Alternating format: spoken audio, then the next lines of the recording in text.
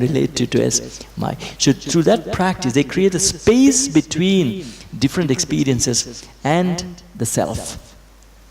Otherwise, there is no, the ahankara is just binds them together. There is no space between the self and the experience. Experience, you relate to it, you become the experience. But through this practice, you can create that space. Okay, so that is a practice. That's one of the main practices of that school. If it is mine, it is not I. Okay. Okay, so I had explained it all. Eki was not needed actually. So the actual thing they say, kataka. Kataka means bangles. So the original conversation went off like that. He asked the student, is that bangle yours? The student says, yes, the bangle is mine. The teacher says, then the bangle is not you. Okay, so it goes like that. In a similar way, shape body. Is that body yours? Yes, then body is not you. It goes like that. It's not I, not I, not I. And then their main mantra for them is neti. Neti. Neti, the actual two terms there, na iti, meaning not this. What they mean is, I am not this. Okay? So neti, neti. If you've heard people talking about neti pot, that's different. Okay, that is a nose cleaning. There's something that is something else. This is na iti, meaning not this. Okay. So now we will switch to anatomy.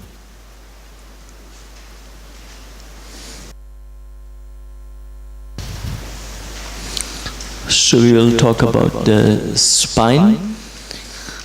So in the fetal stage, as well as in that early infancy stage, the curve of the spine is called the primary curve.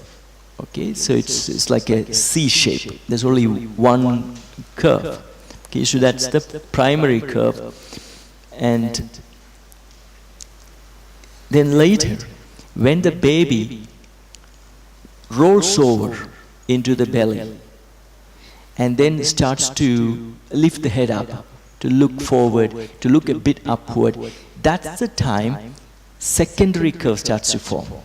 Okay, it's trying to lift the head, and so the neck, that C curve is starting to get challenged. Okay, so secondary curve starts to happen. Then the babies start to crawl on hands and knees. It starts to go off. So they go in this hands and knees arch kind of position, because gravity then starts to pull down on their very soft bone tissue at the lumbar. It starts to go downward. Okay, so the lumbar also starts to give in, because there's a weight of the growing organs of the abdomen and all that. So the lumbar starts to give some space downward. Okay, so that is the way by which the secondary curves start to form.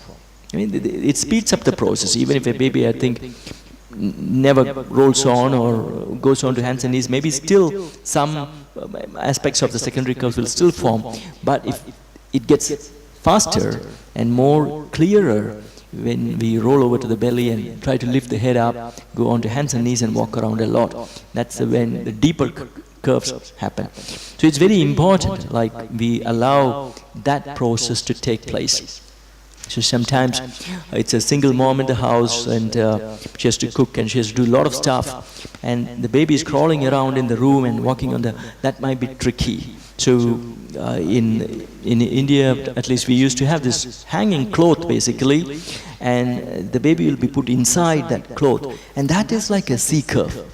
Okay, so the baby will be just there, and if the baby is not, I don't think later they will have very deep curves, properly formed secondary curves. So it's important, some way we allow that process of rolling over and lifting the head and walking on the hands and knees is all encouraged, is given enough time to that kind of process. So these are the secondary curves. So in terms of segments of the spine, this tailbone area, that is the sacrum and the coccyx, that is one segment. Then the lumbar segment is 5 bones. L1 to L5, which is what we normally refer to as the lower back. Then the mid and upper back is both thoracic spine, is 12 vertebrae, and each of the thoracic vertebrae is connected to a rib, so 12 pairs of ribs, and you have the 12 vertebrae of the thoracic spine. And then we have 7 vertebrae at the neck, okay, C1 to C7.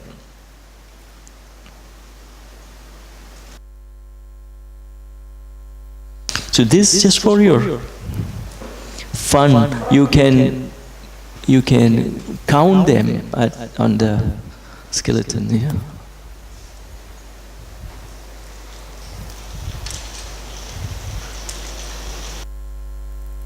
So I think non-medical background people can come and just you can see, okay, which is lumbar. There's clarity.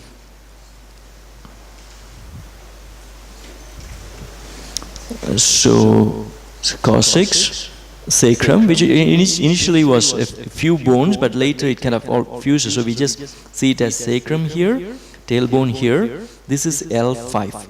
So when normally we have issues at the back, generally they will say L5, S1. Okay, so the disc I think we are going to study soon. These are nerves and nerve roots. So L5, L4, L3, L2, L1. Then from here onwards, you see the floating rib here, here onwards, it is the thoracic spine starting. So T12, T11, T10, T9, T8, T7, T6, T5, T4, T3, T2, T1. So this is the upper back spine. So each of that is connected to ribs. Then above that is the 7 cervical, C7, C6, C5, C4, C3, C2, and the atlas, C1. Okay, so if you want, you can just do that, just to get just seeing the different vertebrae, the segments of it. L5, T12, C7.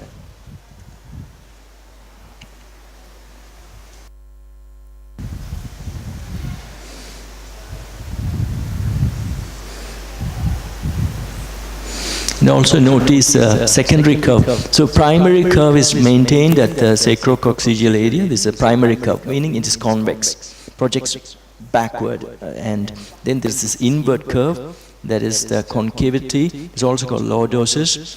So that is at the lumbar. And then at the neck also, there is this curve. And then you can also see the wave-like nature, which is not just to the spine. So the waves are like this, convex and concave, and convex and convex. That's the nature of energy. So here we look like solid, but we are all like these waves. So here you can see this is a convexity. So this is one wave, then this is another wave, then this is another wave. Then here are the hamstrings, there is another wave like this. Here are there's another wave like this. The heels, there is another wave like that. Arch, there is another wave like that. Balls, there is another wave like that. So we are just these continuous waves which look solid to us because of Maya. You know, like we don't feel waves happening, but it's happening. Okay.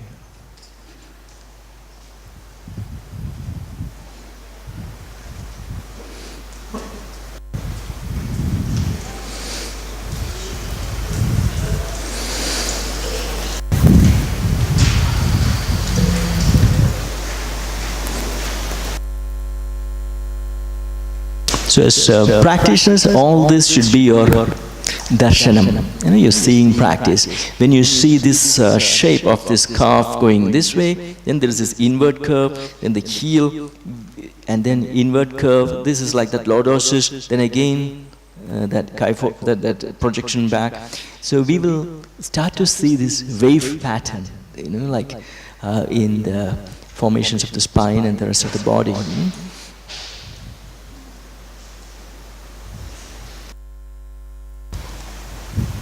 Oh, something happened to my laptop. It will restart soon. So, I think what I will be discussing there, so you have the vertebrae, okay? So what we are talking about is all these different vertebrae, the sacrum, the coccyx, and then lumbar vertebrae, thoracic vertebrae, cervical vertebrae. So if you take a vertebra, you have constituents to a vertebra. And first part we study is a vertebral body. So vertebral body is that which is into the body, into the front of the body. So this is the whole vertebra is starting here, these projections, everything forms a vertebra. So this portion is the vertebral body. Is that okay? The thick kind of structure here. This is a vertebral body. These vertebral bodies are stacked one on top of each other, following the curves. So at the back of the vertebral body, there is a projection. So when we say my spine and touch, that is this projection at the back. That is called spinous process. Okay, it is just projecting backward. So what we touch is the spinous process. Okay, this also has projections from the vertebral body at the back to the side. That's called transverse process to the side. You see this, which is projecting straight back, and then you see this projecting to the sides. They are the transverse processes. Is that okay? Okay, you can see there's a projection to the back, that is the spinous process, then there's projections to the sides. So this is the transverse processes. Okay? And at the front, there is a vertebral body. Okay? Now, this much of sharp kind of projections at the back and then at the side and at the front, there is this very strong body. It's all nature's intelligence. It is protecting the flow of information channel, which is the spinal cord. That flows in the foramina. It is a hole. The vertebral body and the spinous process, in between there is a tiny gap. There is a tiny gap left. It is through that gap that your spinal cord is placed or forms. Okay, it is protected all around. There's very solid spinous process at the back, transverse process at the sides, and at the front there is a very solid vertebral body. Okay, so that is the spinal cord. Okay, so now we can talk about the disc. So you see this fibrous structure, non-bony structure in between the vertebral bodies. They are the spinal disc. Okay, so intervertebral disc or spinal disc all same. So they, like the meniscus at the knees between the two bones, they also serve in absorbing shock and preventing the grinding of the bones against each other. So this is the disc, and what it contains is, it's got an outer covering. That outer covering is layers and layers of dense fibrous tissue. It's called annulus fibrosus. It should be there. Yeah, annulus fibrosus. Okay. Inside that annulus fibrosus, there is a bit of a fluid, a jelly kind of stuff, which is called nucleus pulposus. Okay. So they are the this is the body which absorbs force and shock and such mechanical forces. Now what we have to remember is, at the front is okay, there is no spinal cord here, but at the back of the disc there is that gap through which here this metal rod is running. That's the same space through which the spinal cord runs.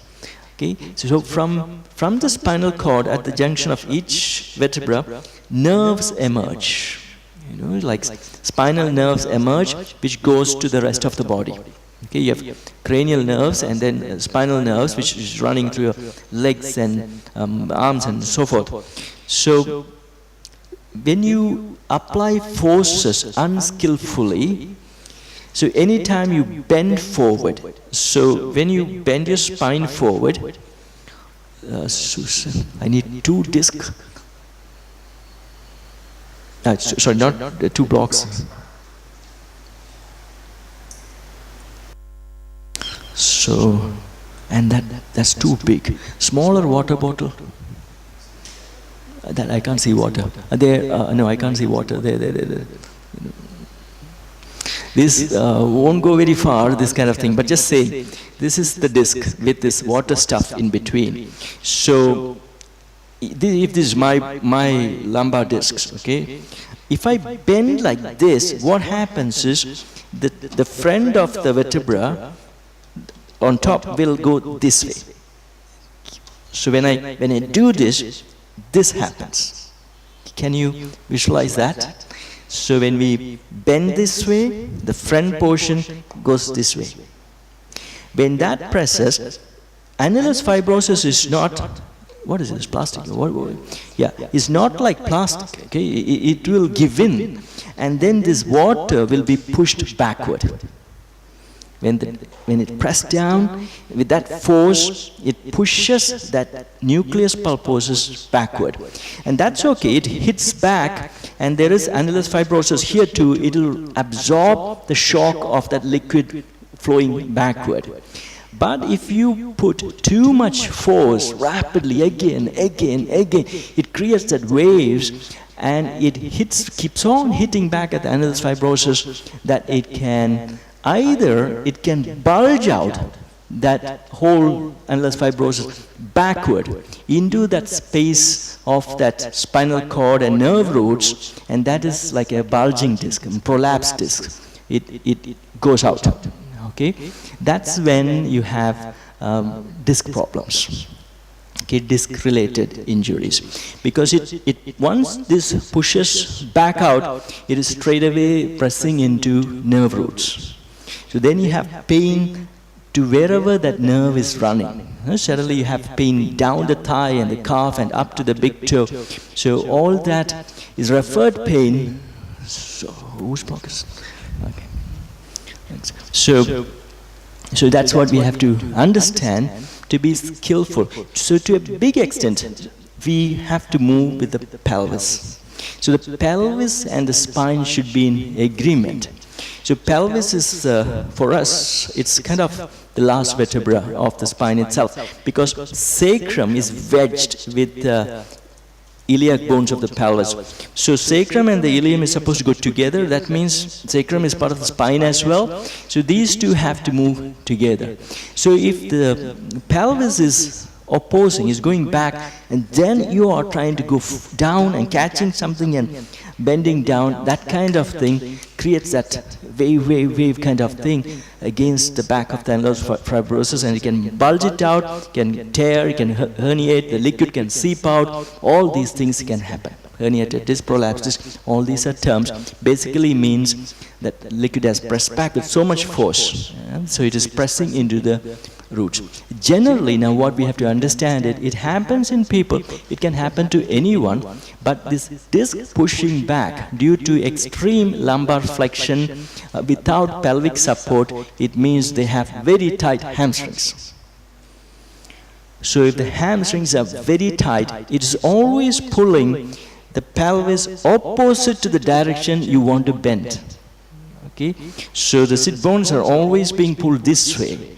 And then you bend down to take something, the pelvis is not going to move. And if they don't bend legs, then the pelvis doesn't move. If they bend legs, okay, that is okay. But if they don't, and we often forget in a rush or something, and sometimes we might even go to gym and all that. Okay, we will go and say, okay, deadlift, let me take this weight. But their hamstrings are not ready. And if they're not alert of the form, how is my pelvis? If they don't have that thought, they are setting up for injury. Okay, so this is where sometimes, like once I injured, so it's not just forward bend. So this is in 99 or early, Mission Impossible 2. I don't know when that was released. So when I watched the movie, I felt it's very long, it's very cold. I didn't have much sense, okay? I just thought already my wrist was injured, so no handstands. But I was working on foot behind the head. So we just came home right from the movie, it was so cold. For some reason, straight in the dining area, I started to do standing foot behind the head. Okay, for absolutely no reason, something Mission Impossible. I felt like a hero. My mom was there, everybody watching. I brought the food down here, but I must have bent down so much to put that weight there. So I'm like crouched, standing up. Something happened, and I just know that I just collapsed. Okay, couldn't move. So then that went on for 6 years. Okay, every morning by 3 a.m. I have to wake up. The pain is so much, I can't sit down. I was still teaching, acting well that I'm fine, but so much pain. You know, so that is that disc got pushed out. So foot behind the head, standing foot behind the head. Durvasasana especially, that's what knocked me out for 6 years. The standing up portion, I still pray for whoever tries, because there is this. So, but those days I was not so much on. 99 is I'm like 20 years younger almost. So injury was something I didn't expect to happen to me. You know, until it happens, we think it won't happen. So I don't think I paid any attention to chest up or anything. So as long as you're trying to protect the arch, even though you're bent, you're still lifting the heart. It balances out the force. Though we are like this, we are still lifting the heart up, not simply coming up like that. You know, so all this to be kept in your mind as we work on it, to know that we have to protect the disc. If you keep slamming the front portion of the lumbar vertebral bodies downward, it is having an effect like the karma. That's a movement which has an effect of pushing the nucleus pulposus back.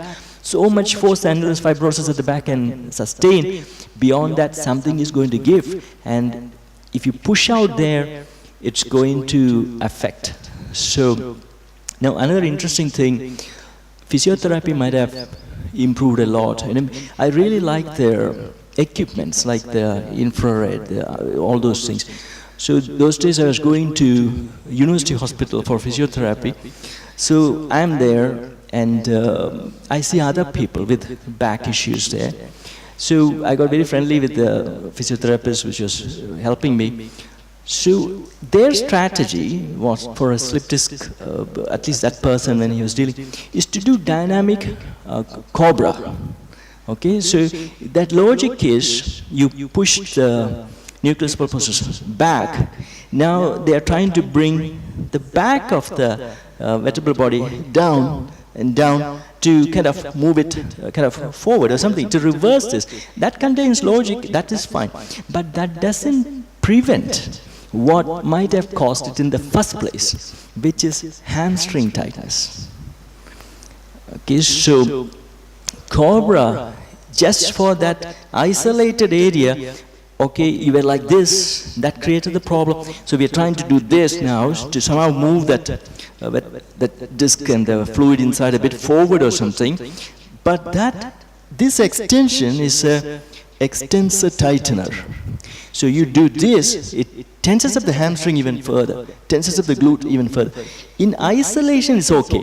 Purely looking at from the disc at L5S1 or something, that is fine. You're just trying to reverse that pattern, but it doesn't look into how that pelvis is. So this particular physiotherapist, his name was Ramesh, is a very good person in the sense that he accepted the logic, came to class. He was very regular here to understand our methodology.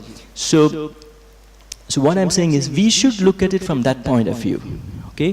When an acute injury has happened to anyone, at that time we don't try to do anything much. Okay? Because the pain has to be relieved. And there, these treatments are very important. The physiotherapy treatments and all those things are very important.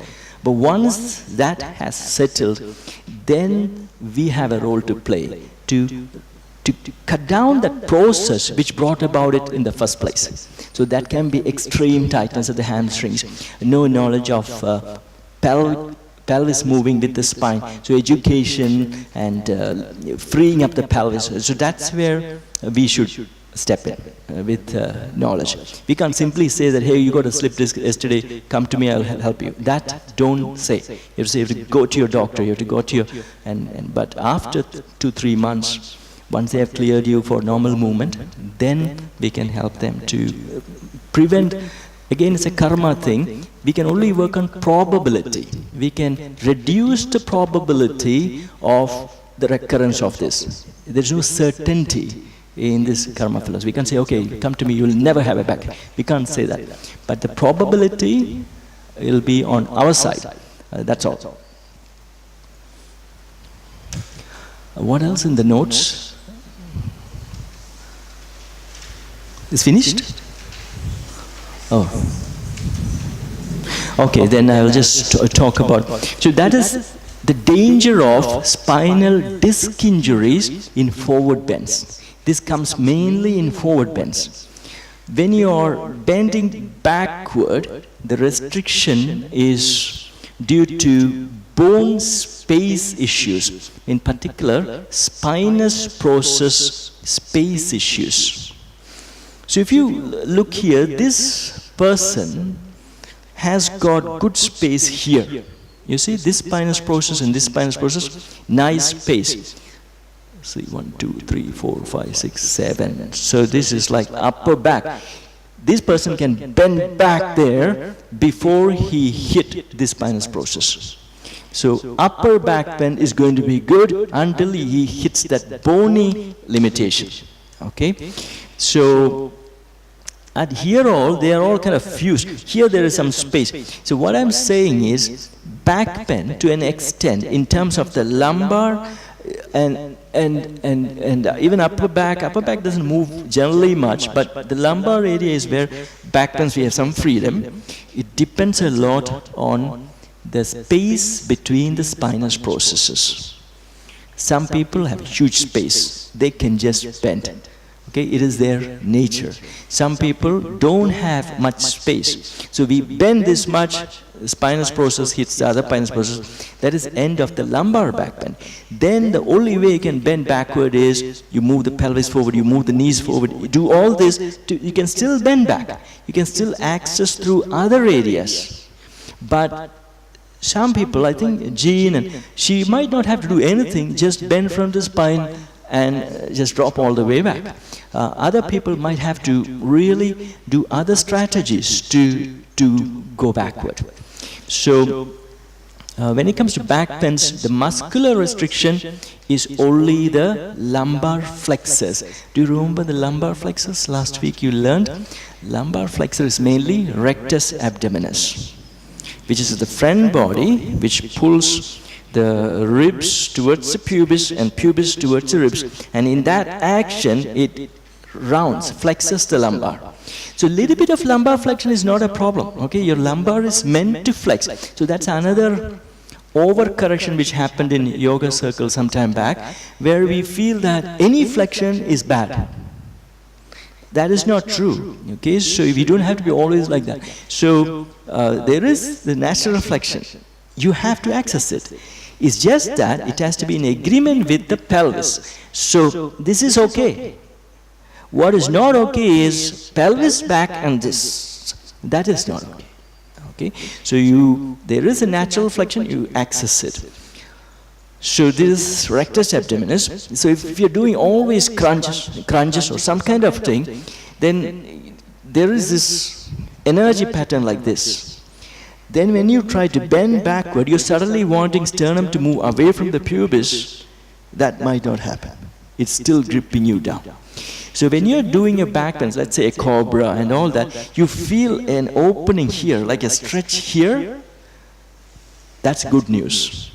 Because then there was a muscular limitation, a muscular kind of holding back, which is you're feeling that being released. Then do that, Supta Virasana, you lie down, you feel big sensations here all, great news. Because that will help you, because that will release and you'll be improving in your back bend. But if you do cobra and feel nothing here, that's bad news, because that's the end of your back bend. Because now what is stopping you is bone-to-bone compression. That we can't chip off, and in future there will be surgeons for that. Yeah, to take off something here. Because I heard in Korea or something, for beauty, they are doing things like that. Some places, I don't know which country, they take off the floating rib to make you... so there is specific surgeries for that particular process. If bending back and all that becomes that much fashion, some people in the surgical industry will think of a business scope there. They will say, why you have to go 6 years to yoga?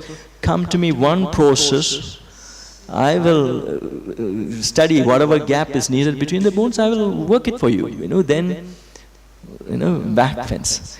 So back is bone-to-bone compression. Even if you get pain, it's not as bad news as forward bend, and then you have a shooting pain down the leg.